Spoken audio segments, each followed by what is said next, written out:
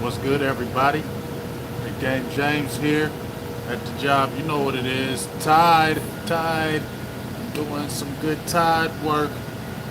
But what's up, everybody? Just thought I'd give some quick final thoughts about this crazy finale game that we had with these Falcons, Cowboys, and some quick news that's on the horizon that's been going on with the boys. And then we're going to talk about the late night hype because we got a special guest in Dave Hellman in tonight. He's already been on the hype before, but he's going to bless us again. I hollered at him earlier today. Actually, I hollered at him yesterday. Said he wanted to ask him if he can get on the hype. He said he was cool, so he's going to jump on today about 30, 45 minutes. We'll get his thoughts on the hype. But what's going on, Boo Thing? Just give my quick thoughts about, final thoughts about the Falcons Cowboys game. We'll talk some more about it tonight. But just number one, excited that the Cowboys are 1-1. Would have been a terribly long week if the Cowboys would have lost this game. But hey, the football guys shined on us. The football guys looked out for us. I talked to the football guys all last year, and this year we lost a little bit with Gerald McCoy. And when I think about that injury right now, the way this defensive front is playing and could play better, man, I kind of say, ooh, we missing Gerald McCoy because I would love to have a Gerald McCoy right now on that front line. I don't know about y'all, but he would be a great addition. Although my dog Tristan Hill's been balling. I mean, he has not in the stat sheet. You haven't been seen in the stat sheet. But Tristan Hill's been showing up these first couple games, especially in the Atlanta game. That touchdown that Ridley actually caught, either it was Ridley or Gage, the first one. He was almost there for the would-be sack to actually threw Matt Ryan to the ground. He just got away from it. So, what's up? What's up, Gambino? I can't say everybody. T Smooth TV, what's good with you? Hey, if you want to get some donations popping, hey, you know what it is. Get them popping. You know what I'm saying? But we're going to have Hellman on. But like I said, kind of missing Gerald McCoy right now when I think about it. Let me just see what y'all got to say. All right, so a lot of people have been talking about D-Law. This is my thought about D-Law. What's up, Michael Matty? This is my thoughts on D-Law. He had 5 tackles. He was nicked up. I watched the All-22. We're going to watch some of it tomorrow, one of my special guests tomorrow. But I watched the All-22 a couple times. And, in the run game, he was showing up the first couple plays of the game. Todd Gurley would have had a couple big, long run games if it wasn't D-Law coming out of nowhere, showing up and making tackles in his run game, Gambino. So as a run defender, he's nasty. I mean, I think he's one of second to none as far as a run defender, but he's got to be a better pass rusher. They're going to need more pass rushing from him. I know he got nicked up, only played 28 snaps. I think he's got a knee injury. But in my opinion, I still feel like he's got to do more. He's getting paid to be one of the top defensive ends at his position. And that's what he held up for. He said that's what he said he's a 10-sack guy. I'm just going by what D-Law said. Before he got his contract in his first 3 years of the league when he only had 9 sacks, 8 sacks the second year, and that was the second half of the season because he was injured. He's been an injury-prone player. But he said himself, I'm a 10-sack guy. I'm a 10-sack guy. I said, you know what? Well, let's see if you're a 10-sack guy. And this was before he got the 14 sacks, and then he got the 10 and a half sacks, and then he got his big deal. So I'm just going by what he said. He said he's a 10-sack guy. He's got to show he's a 10-sack guy. The Cowboys need him more than ever. 2 sacks in 2 games ain't going to cut it. I know y'all seen I don't know if y'all seen the Twitter conversation between Everson Griffin and my dog Jeff Kavanaugh. Jeff Kavanaugh was just basically saying, step up a little bit more. You're going to need more from Everson Griffin. Everson Griffin kind of went hammer time on Jeff, which I think is crazy. But, it's a whole nother subject. But, it's like you're not allowed to say nothing about these guys, and I get it. They play the sport we don't at a higher level. I played not on that level. So I get it where they're coming from about people being critical of their game. And Everson Griffin said, it's only week 2. I'm just learning my feet, trying to get my feet underneath myself. Everybody gets that. But we still can say 2 sacks in 2 games. So, players can get frustrated and get mad at people getting critical of them or saying things about them. But, they brought players in for a certain reason, to make plays and get sacks. So to answer your question, Gambino, I think D-Law needs to do more. I think he needs to get more. And, hopefully he gets better healthy. But 2 sacks in 2 games, 1 sack from Everson Griffin that just happened in the last quarter of the game with 4 minutes left Alden Sack got the first sack, and he was coming at the designated pass rusher position. So as the front four, they got to get more pressure. They got to create more pressure. They got to get more sacks. I mean, if this defense wants to go and this team wants to go where it wants to, especially a run in the playoffs, defense is going to have to be there. Yes, Cowboys dropped 40 points, but defense still got to be there. Defense, is great during the regular season, but that's just like in any sport. Baseball, hockey, basketball, NFL, football, college. When you get to them playoffs, everything tightens up, and you got to have a tight defense in the playoffs. So, yeah, guys got to step up, in my opinion. You know what I'm saying? Hey, like I said, if you want to donate to Big Game James, you can cash app your boy, $, Big Game James. You can cash map you there, or if you want to throw a donation on the holler, you can do that too. Appreciate you. But, hey, like I said, the tape showed, a lot of things. Front four has got to put some more pressure. Defense has got to put some more pressure. I think at the end of the day, I think the secondary is going to get better. I don't think it got abused by Jared Goff. I don't think Matt Ryan really abused. I know Calvin really had a good game, but Calvin really is a really good receiver. Julio Jones got shut down. He had a little bit of the hamstring injury that may have limited him some, but Diggs did a phenomenal job. I thought Cheeto played pretty decent. Jordan Lewis coming off his injury, want him to play a little better. But I think as a whole, I think the secondary has, done bad, and I think it's going to continue to get better. And I think the leader of that secondary, I think Xavier Woods has been done pretty well as well. But I think that leader of the secondary is going to be Diggs. I think he's just his attitude and just the way he competes and the way he comes at these receivers. I like him to be able to take the number one receiver every single game. I want him to be that guy. We haven't really had that guy since like a Deion Sanders, where you can say put him on him and that's it, and trail him and that's it. I mean, Byron Jones was really good, but I still don't think he was that guy where you just put him on that number one receiver all game. He showed it, so let me not disrespect Byron Jones, but I think Diggs is more of a playmaker, and I know he dropped a couple would-be interceptions already, but he's going to get those. I think he's going to continue to get better with experience, and I just think he's going to be that alpha dog in that secondary, and I think a lot of people are going to take his lead, and I think a lot of players in that secondary, no matter if they got 3 or 4 more years on him, I think they're going to take his lead because I think he's going to be that good in the secondary with the Cowboys, so I'm really excited about that. Appreciate you, Blue Thing. Check Blue Thing out if you want to donate to the cause, continue to help the nation grow. We definitely appreciate that over here. Also, offense, I think the biggest thing, in my opinion, just a quick short synopsis of what I saw is what I've been saying at the beginning of the year.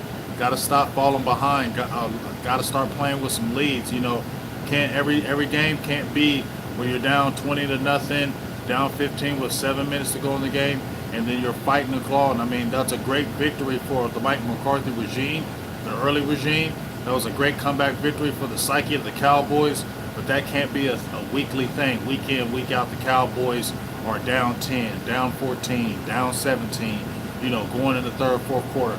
That takes a lot out of a team. I mean, it mentally takes a lot out of the team. Yes, you like to have comeback victories like that, but you can't have those kind of roller coaster rides all year, because eventually those things will catch up with you at the end of the season. You'll burn yourself out. You'll wear yourself out. You'll get tired because of those supreme highs that you have. It's okay to get a blowout victory. It's okay to have a very dominant type victory. And I think the Cowboys are doing. I think that's what Cowboys need. They got a very tough opponent as far as in Russell Wilson. I don't think the Seattle Seahawks are like this great team. They have weapons, Tyler Lockett, DK Metcalf. They got Kaysen in the backfield, but I think the main person that you really want to worry about on the Seattle Seahawks is Russell Wilson. On the defensive side, their defense on front four is regular. Bruce Irvin just got torn the ACL, so that's a big blow on their front line. They got their linebackers, safety. I mean, the cornerback, the secondary play is okay, but it's not nothing that the Cowboys can't drop a lot of points on and score on.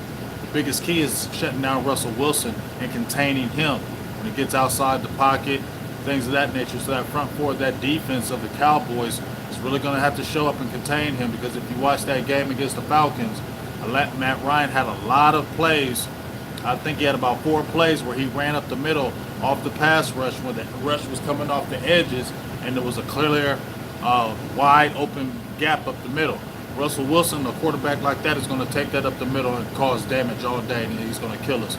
We've seen what he's been doing so far. A 5-touchdown game against these, last week, 3-touchdown game before that. So he's got 8 touchdowns and 1 interception. We know Russell Wilson's going to bring to the table because the Cowboys have seen enough of Russell Wilson since he's been drafted in the league. But the Cowboys have had success against him, and it can happen again going up to Seattle. But I think the Cowboys just really need to tighten up, make sure they stay their integrity in their lanes, gap integrity, and have a spy on him. I really love the way Joe Thomas played in that game. Jalen Smith made up for it in this past game, had a lot of tackles. I think he's leading the team with 23. But Joe Thomas is somebody I really love. Finally get to see on that field. The Cowboys picked him up. I was excited when they picked him up, and I've been waiting for him to finally get on the field consistently to show what he can do. And that 12-tackle game showed what he can do. Made a lot of open field tackle, a lot of solo one-on-one tackles, came in with violence and authority, and I think he's better in that passing coverage game than a Jalen Smith. But I think Jalen Smith actually played better when Joe Thomas was all over the field. It made kind of Jalen play better. So I think Jalen, in my opinion, is more of the secondary player, because when he gets a really good linebacker with him, he seems to play better. When it's kind of just everything is put on Jalen, it seems that he just doesn't play his best football. When he has a really good linebacker beside him, helping him carry that load, it seems like he seems to play better, and I like that. So continue to play Joe Thomas, and let's see how that goes. And so, like I said, Dallas concerns, they can, once again, these things can be all cleaned up. If you look on the offensive side, even with the offensive line, I'm going to ask Hellman what he feels and what he thinks. But, in my opinion, I think Brandon Knight, I've been tooting his horn ever since last year when the Cowboys picked him up as an undrafted rookie free agent. And I felt like, he's a guy that he's not super athletic, but he fights. I think he's a good technician, has good long arms, and is stout, good size, and he'll fight you. He went against Dante Fowler this past Sunday, played good once again against the Jets and the Vikings, once again Everson Griffin, and other kid, I can't remember his name from the Vikings, real good defensive end. He'll come to me in a moment. But he played well against them. So, Tyron Smith, I told you guys, I said Tyron Smith, I love him. He's an animal. We can't say he's not. But I said in a video, he's going to miss at least 3 to 4 games every single season. He's already missed one. It's 2 games into the season. He's already missed one. And they're talking about he's a game-time decision with a neck stinker. As I said before, if you got a back problem, you're going to have neck problems. Neck and back are connected. And you're playing an offensive tackle, you're going against these guys that are stressing your back every single play. And that's no fault of Tyron Smith, but when you can't handle that, your back and your body begins to break down and you continue to have these same issues, it's not going to get better. Your back is not going to get better. I don't care what anybody tells me. You can have surgeries on it, you can do whatever. Your back is not going to get better, especially when you're playing pro football. Your back is going to continue to get worse. So I'm just not going to ever believe that Tyron Smith's back is ever going to get better. It's just going to continue to degenerate, in my opinion. He's almost to be about 30 years old. I've been saying Cowboys need to look in this draft. This needs to be their high draft pick. First pick in the draft needs to be a left tackle. That's what needs to happen. And they need to start rebuilding this line, because it's not the same line it was before. I like Joe Looney, but he's a backup. Even in this game against the Falcons, Grady Jarrett and John McKinstry from the Falcons. He's not a great player, but he gave Joe Looney some fits in the middle because he bull rushed him and he has that power. So that's something that's going to have to be concerned about. So you want to see where Biadasz is at. I know I'm kind of going all over the place, and if you, like I said, once again, put my Cash App in there. If you'd like to donate for this good stuff, let me know. Hit your boy with a holler. $1, $2, $3, $4, $5 holler, you know how it is. But when we're talking about Tyler Biadasz, with Joe Looney, I think Looney will maybe still hold that spot, but I want to see what Biadasz has. But this thing with Ron Leary, I'm going to jump into that right quick. Ron Leary, Jared Beldiff, I believe, the right tackle, had an all but done contract, but he decided to retire. Ron Leary, it's a no-go as far as him being brought in and not signed. And a lot of people are frustrated with Ron Leary not being able to come in, but I'm not frustrated with that. I will say, Connor Williams he's an average player. He's to me not that guy, but neither is Ron Leary. I've been saying Ron Leary is not that guy. He said that he hasn't played in a year, and he said this is the best he's ever felt in his life, and he's out to prove something. But I just feel like that ship was sailed, and I don't want to go back to old people on the line. I want to keep this young, fresh, young line. And we got to find out what's going on with Connor McGovern. And that's what I'm going to ask Hellman tonight. If that's indicative on Connor McGovern, because, Philman, to me, had a right tackle in Brandon Knight. And yet he still kept on starting the undrafted rookie free agent, even though Knight he kept starting Terrence Steele. And clearly, in my opinion, Brandon Knight is a better tackle than a Steele at this point, because I think Steele just needs more polish. I do think Steele has the part. 6'7", 320 pounds. He does has the size. He does have the long arms. He has the total part of a right tackle or a left tackle. But I just feel like he's not ready. He needs to get stronger in this base. I keep saying that, and I feel like his technique is just not good. He has a lot of problems with speed rushers, bull rushers, guys that know what they're doing with hand fighting, hand placement. He's going to have problems with those guys. And I feel like Brandon Knight is just a better option. And I'm saying, like Philman, who's been an offensive line coach for 20-something years, I'm not understanding how he did not see that at this point, Brandon Knight is probably your better option. We'll see what happens this next week. Hopefully Tyrod can go, but they're talking about him being a game-time decision again. Monitoring it, and this is only Tuesday. That doesn't sound good to me. That sounds like multiple games missed. So if Brandon Knight is still on that left side, okay, Terrence still probably to be out there, but La'el Collins got to get better, and we got to get that problem rectified on that line, because it's not the same line anymore. It's really Travis Frederick Zach Martin right now, and it's just not that same offensive line. So kudos to Dak and the team that played. You got almost 600 yards in offense with two undrafted rookie and a second-year player free agents. You got a backup center. And, Cowboys still putting up yards. So credit to a little bit of some Kellen Moore or some Dak Prescott or some Ezekiel Elliott for making plays in that receiving core of Amari Cooper, Michael Gallup, and a CeeDee Lamb looking like the truth. I'm really excited about these guys going forward. I'm going to say this once, I'm going to say it again.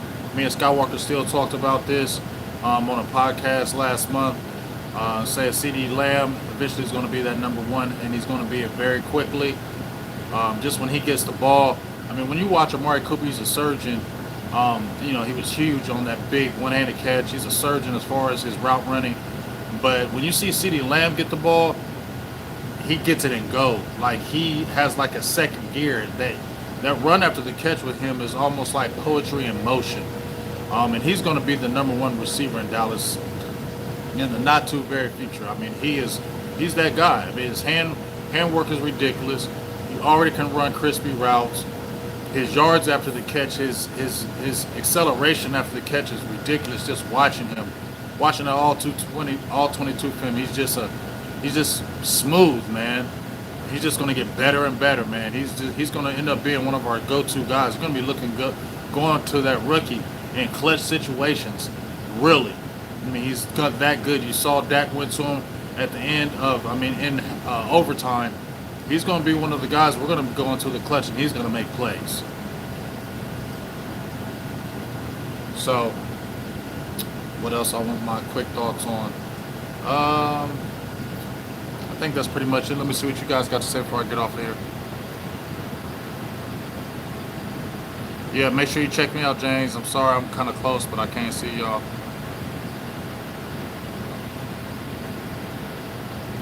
What's good? What's good? Oh, yes.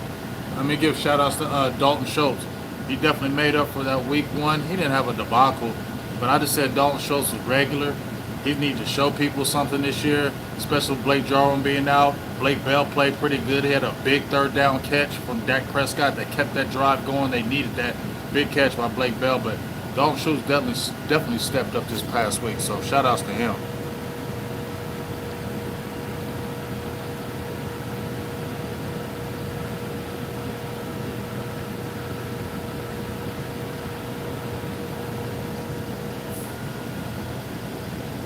Yeah, I don't think. I mean, what's going on? Little touchdown. What's going on, Robert Bass? I don't think they're going to sign. I don't know. I'm not going to sit there and say I don't think they're going to sign Earl Thomas. I don't know. They're keeping it hush. They keep on. Mike Nolan basically said he rotated Darryl Worley. We saw he played some safety. Brandon Carr played this past weekend.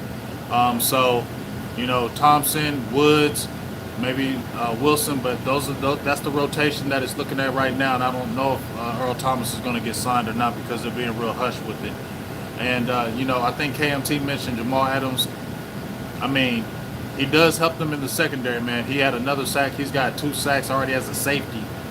They put him everywhere, and he's a problem. But the good thing about the Cowboys is the Seattle Seahawks don't have that same team that they had when they had like a Cam Chancellor, what they're using Jamal Adams at, like the Cam Chancellor mode, or even better, just moving him around everywhere, letting him play every position, seems like. But they don't have everything else to go with it.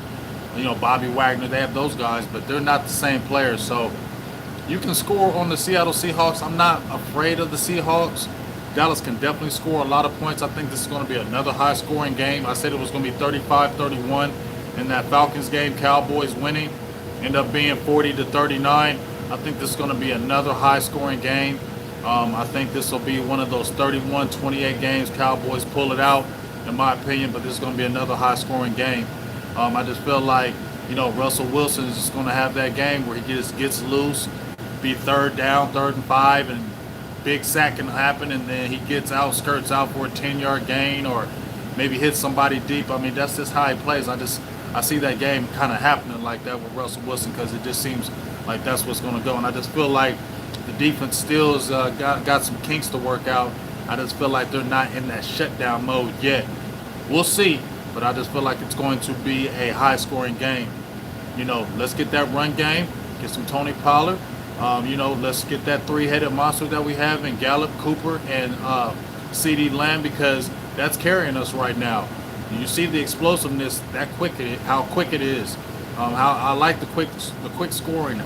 It's good to score touchdowns off 10, 15, 11 play drives, but I love these 1, 2, 3, 4 play drives, getting down the field quick. That's what you want. You want to be able to score quickly and putting the pressure on their team. See, you don't want to have their team always scoring on us and then put the pressure on us, and you got to get out of our rhythm. You want to play with the lead because that's when you can use Ezekiel Elliott. That's when you can use the Tony Pollards. That's when you can use those guys to kind of grind out the team, grind out that game.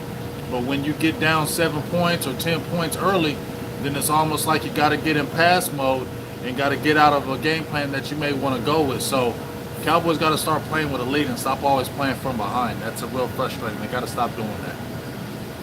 But I'm not going to talk too much of your heads off.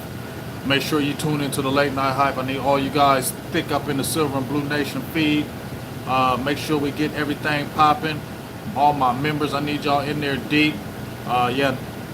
Big thing is ain't going to be a 12th man, so that'll be cool. But make sure all my members are in deep. Once again, my birthday gifts are going to be sent out at the end of this month for all my peoples. The Ninja, Katina Wright, DHC, Jim Laws, Tavis Banks. I believe all you guys' birthdays were either this month, so you'll get all the birthday gifts to be sent out at the end of this month. Charlie Bridges, let me know if you got your decal for your winning the contest on the guest of my father's passing guest today. So let me know if you got your decal. Still nobody's guessed where I was born. That the contest is still going. Got to find out where was I born. Still got some decals for you. So let me know, Charlie Bridges, if you got that. My members be deep in the feed tonight, and let's kick and have a good time. Dave Hellman once again from DallasCowboys.com will be on. I talked to him yesterday. Asked him if he could come on the hype. He said he would, so he'll be on there for about 30-45 minutes. We'll get his thoughts and his feelings on the ATL game, the crazy game, and then his thoughts on Seattle and probably just some intel moves of what's going on. And then also, I talked to Jesse Holley as well today. I asked him to come on to the hype next Tuesday. He said he's going to check his schedule, so hopefully Jesse Holley will be on next Tuesday for the hype. I got one of my guys that's going to be on the Silver and Blue Nation tomorrow. Mike, not Trite. Go check him out on Twitter. I believe I posted on my Silver and Blue Nation page on YouTube. The man is ridiculous. He's got stats out your ass. He got stats for days, and I'm gonna bring him on the podcast tomorrow. Me and him gonna chop it up, do some, talking some Cowboys, talk some film study. He's got stats that'll blow your mind, man. So you'll definitely want to be able to tune into that show tomorrow, and I'll give you some more information about that. Talk to Kavanaugh, Breonna Dix, trying to get Kavanaugh. Me and him talked. He said he's going to jump on the show. I don't know if it's going to be this week or next week, but Jeff Kavanaugh will be back on here soon. Miss Breonna Dix, I talked to her. She's busy with her D12 sports, but I talked to her a couple days ago about getting her back on, and she's definitely down. We just got to coordinate these schedules because, a lot of big people are busy right now because Cowboys football is going on, but we're still going to keep on bringing it, y'all. So continue to like, support, and share the page. Continue to want to be a member as low as $1.99. Continue to make this thing grow, almost at 4K for the subscribers. Really appreciate that. Slowly and surely, but building up, and I like that. Rome wasn't built in a day, but I like how it's going. Just continue to support the underground movement, what we call it here on the YouTube Nation, Silver and Blue Nation, Big Game James, Skywalker Steel, Law Nation, Botch, Lombardi, Twisted King, Joe, Cowboys Joe, Cowboys fan only, ET Blue, so many more. I'm not trying to leave anybody else. So many more of us out here in the underground network trying to, build our thing. So continue to support all of us and what we do. Continue to support our grind financially, subscribers, everything. It all counts. Like I said, we ain't never asking for handouts, but whenever you do donate, it continues to build our channel and whatever. Like I said, being Boss Cowboys, free speech. It allows us to be able to have our own platform, allow us to be able to speak how we like to speak, and keeps us away from the censorship that goes on a lot in the media field nowadays. So continue to like, share, support, continue to help build up our channels, and we'll talk to you tonight on the Late Night Hype. Make sure you're deep in the feed. Make sure all my members are up in there, and let's have a good time and talk some Cowboys football with Dave Hellman. Talk to y'all soon. Salutes. Peace. Love y'all. I'm out.